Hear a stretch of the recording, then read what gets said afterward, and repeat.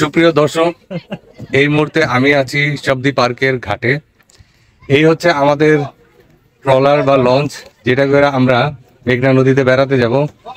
এটা অ্যারেঞ্জমেন্টটা অনেক সুন্দর, উপরে চামিয়ানা টানানো আছে। আমাদের এমন খালি বালিশ বাকি ছিল, বালিশটা দিলে আমরা একটা সুন্দর ঘুম দিতে পারতাম। আর নদীর পরিবেশটা দেখেন কি শান্ত, অসাধারণ একটা দৃশ্য, অনবদ্য একটা অনুভূতি। ভিউয়ার্স, আজ 16ই নভেম্বর, রোজ শনিবার, ঘড়িতে সকাল 11:30।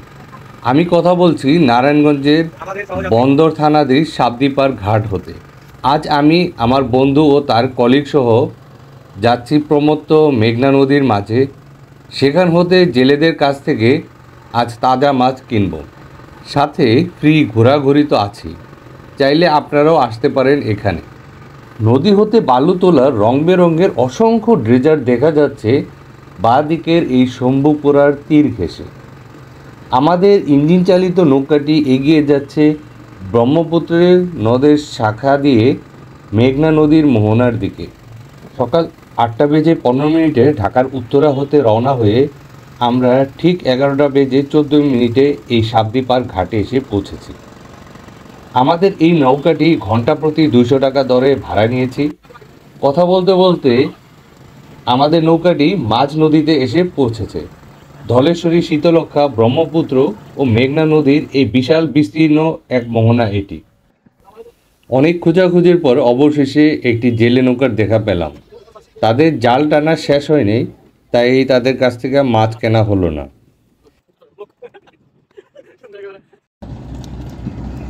কি ওটা কি বাচ্চা নাকি? আপনি যেটা মাছ পাইছেন ওটা কি বাচ্চা মাছ? ইলিশ ধরা পড়ে না। ওইটা কি মাছ ভাই আপনার ঝুড়িতে? এখন আসলে মাছের মৌসুম না, যার কারণে হাতে গোনা কয়েকজন জেলেই এখানে মাছ ধরছে। যখন মাছ ধরার মৌসুম থাকে তখন নাকি এখানে ঠিক এই জায়গাতে 2 থেকে 300 জন জেলে নৌকা থাকে এবং ওই সময় বড় বড় মাছও কিনতে পাওয়া যায়। আরেকটা নৌকার কাছে আমরা চলে আসলাম। এখানে আমাদের ভাইয়েরা মাছ ধরছে।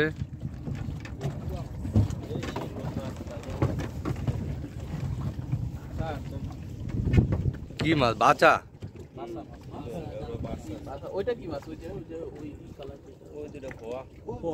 এই জেলে ভাইয়ের কাছ থেকে আমরা তার ঝুড়ির সমস্ত মাছগুলো 1700 টাকায় কিনে নিয়েছি এবং এই জেলে ভাইদের নৌকা থেকে এই ডিশে যে মাছগুলো দেখা যাচ্ছে, এছাড়া তার কাছে আরও কিছু মাছ ছিল। সব মিলিয়ে আমরা মোট 500 টাকার মাছ কিনেছি।